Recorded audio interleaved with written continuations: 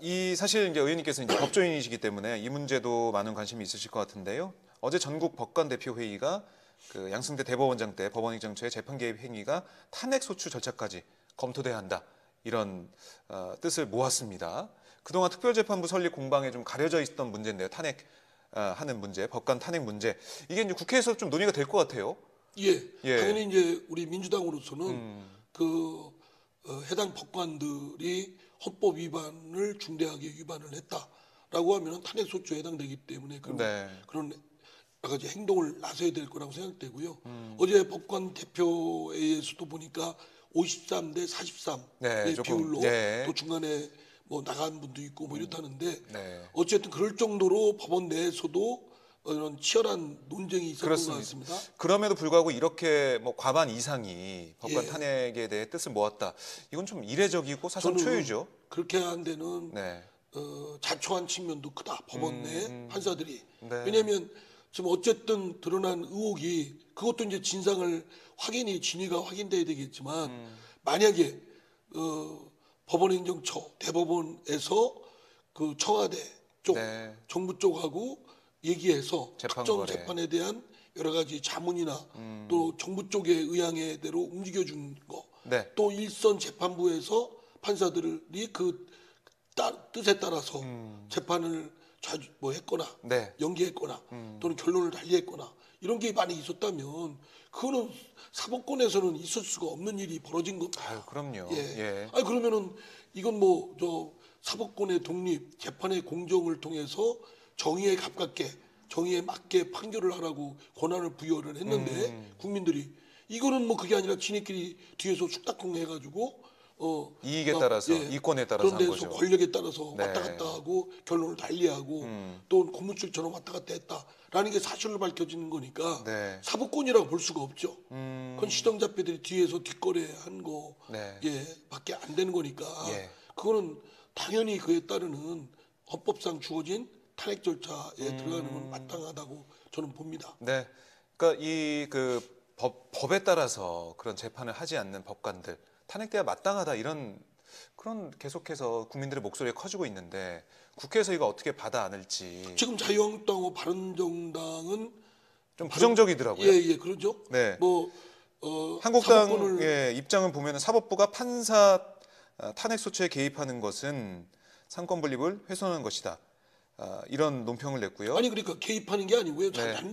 그분들이 잘못 보고 얘기하는 거죠. 그분들은 스스로 자신들의 구성원들에 대해서 우리들이 헌법상 주어진 징계를 받아야 되겠다. 그런데 지금 우리 판사들 중에 그 사건에 깊게 관여된 의심을 받는 판사가 있으니 진위 조사를 해서 그 판사에 대한 헌법재판인 탄핵재판을 맡게 해야 되겠다. 그래야 사법권이 독립이 그래도 상처받은 사법권이 복원이 될 수 있고 국민으로부터 신뢰를 되찾아올 수 있다라는 자기 몸부림입니다. 그러니까 그 몸부림을 해주십시오라고 호소를 하는 거기 때문에 관여하는 게 아니죠. 바른미래당도 사실 그 법원 스스로 다른 한쪽 판사들을 적폐로 규정하고 편을 가른다. 사법부의 정치화다. 그러니까 마치 이런 결정이 나온 게 정치적 결정이다. 이런 식으로 좀 보는 것 같은데. 이게 사소한 정치적 쟁점이나 뭐 너나 할 것 없이 진보 보수가 나눠질 에 관한 것이 아니고 이거는 헌법 위반한 중대한 헌법을 위반한 판사가 자신의 법에 따르는 법과 양심에 따라서 그를 재판하고 그렇게 직무 수행한 것이 아니고 말하자면 청와대와 법원행정처가 거래를 통해서 또는 어떤 다른 사람의 뜻에 따라서 재판이 좌지우지됐다고 한다면 이거는 사법권이라고 볼 수가 없는 겁니다. 뭐 부끄러운 거죠. 사법권의 본질을 훼손한 거기 때문에 만약에 그런 일을 저지른 사람들이 있다면 그건 당연히 받아야죠. 그럼 헌법상 주어진 것이 법관에 대해서 형사재판도 있고 또 헌법재판인 탄핵 절차도 있고 또 내부적 징계 절차도 있는데 그중에 하나의 방법을 선택하는 겁니다.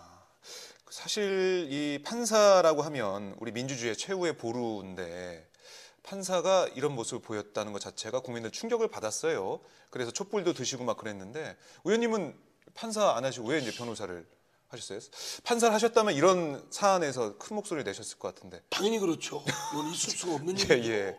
그리고 만약에 재판을 받는 당사자들이 한번 보십시오. 전국에 수만 건의 재판이 이루어지고 거기에 대해서 억울해하는 사람들이 많거든요. 그렇죠. 그래도 어느 믿고, 쪽이든 승패가 달라지는데 네. 패소한 쪽에서 그래도 승복감이 들게끔 하려면 재판이 최선을 다해서 저 정의를 쫓고 진실을 쫓아서 했다라는 그런 노력이 보여야 되는데 그게 아니라 뒤에서 정치권 또는 힘 있는 자에 의해서 좌지우지됐다라고 한다면 그 재판에 대해서 믿겠습니까? 저는 네. 사법부 아마 해체 주장이 안 나오는 게 지금 다행이라고 봅니다. 그렇지 않겠습니까? 그렇죠. 지금까지 사법시험 합격해서 로스쿨 졸업해서 네. 연수원 마치고 그 자격증 사법 법관으로 임명하고 법조인으로 자격 인정하고 법관으로 임명한 것이 잘못됐구나.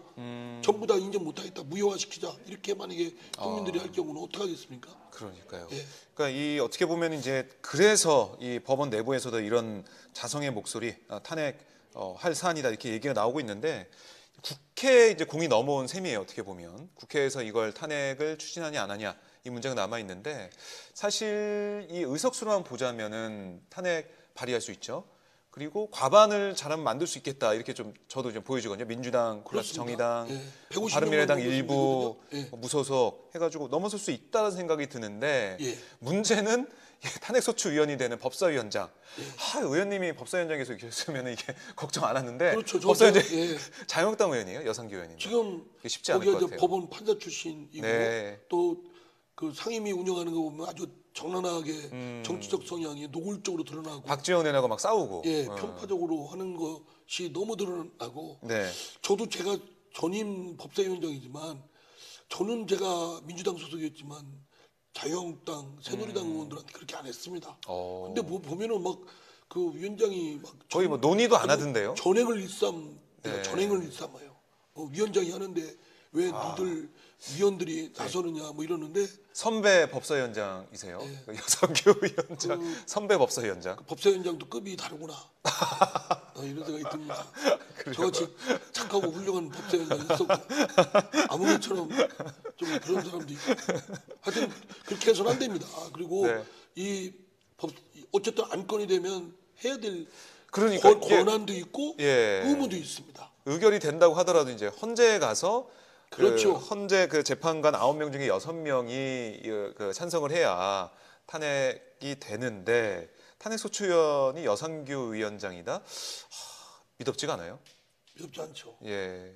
그럼 다시 그러면 특별위원회를 만들어서 특별재판부 만들어서 뭐 하자듯이 예. 법사위가 안 되면 법사위도 해체하다는 얘기가 나올 수 있죠. 법사위도 해체하라. 그러니까 국민들의 뜻을 받아안지 못하는 법사위, 특히 뭐 위원장 그 역할을 잘 못한다면 한번 돌이켜 없애야 된다? 보시면 어느 특정인이나 특정 그룹을 세력을 비호하다가 네. 오히려 비호하는 게 아니라 된통 당하는 꼴을 당한 여러 경우를 봤지 않습니까? 이럴 때일수록 법과 원칙에 따라서 정도에 따라 이렇게 기본 원칙대로 하는 것이 마땅하다고 생각되고 저도 지켜볼 겁니다. 네. 이 사실 그 전임 법사위원장께서 이런 또 말씀하시니까 무게가 또 다르네요. 예. 굉장히 진지하시고 이번 사안을 얼마나 중대하게 보고 있는지 이 표정만 봐도 제가 알 수 있을 것 같아요. 그렇습니까? 웃음기가 싹 사라졌습니다. 근데 왜 이게 웃기죠 이게? 의원님의 모습이 웃음기 사라진 모습이 너무 저는 우습습니다. 아니 웃은 게 아니라 그러니까 이럴 정도로 정말 결의가 있다 이런 생각이 듭니다. 자 어쨌든 이제 그리고 이제 판사들이요. 지금까지 꼭 이번 사법농단 사건뿐만 아니라 네. 많은 사법의 그 굴곡이 있지 않았습니까? 그렇죠. 그 독재 사법의 시절부터. 굴곡사에는 판사들이 꼭 중심에 놓였습니다. 그런데 사법권의 독립이라는 그 철갑에 또는 성에 네. 많은 보호를 받아왔거든요. 한 번이라도 지금 인혁동 사건에 재판 내린 판사들 한 번에도 징계 내려서 변호사 하고 있는 분들 뭐 철퇴를 내린 적이 있습니까? 잘 먹고 잘 살지 않습니까? 그죠? 그동안 부를 축적하고 그래서 이분들에 대해서 낱낱이 실명을 밝히고 우리가 지금 일본 제국주의 시대 때 그런 잘못된 사람들에 대해서 이름을 널리 알리고 하는 건 역사적 귀감으로 삼아서 네. 본보기로 그렇지 않도록 하는 귀감으로 삼기 위해서 하는 거 아니겠습니까? 마찬가지로 사법사를 정리할 필요가 있다고 봅니다. 네. 우리나라의 사법사를 정리해서 그동안 질곡, 잘못된 거, 왜곡된 거 이런 것들에 대한 판사는 누구였고 검사는 누구였고 이 사람들이 지금까지 사법권의 독립, 네. 재판상의 공정성 이런 명분하에 뒤에서 얼마나 많이 보호받고 숨어 있는가. 낱낱이 그분들이 세상을 떠나신 분이 있다 하더라도 네. 다 드러내서 조남이 있어가지고 부끄러운 건 부끄러운 대로 낱낱이 드러내야 된다. 네. 그런 점에서 지금까지 법조계나 국회에 또는 또 우리 교수님들 학자 전문가들의 노력이 미흡했음을 자성하고 예. 또 그 앞으로 그런 노력을 좀 해야 된다. 역사적으로 지금 70년 사법사에 철저하게 따져봐야 된다고 생각합니다.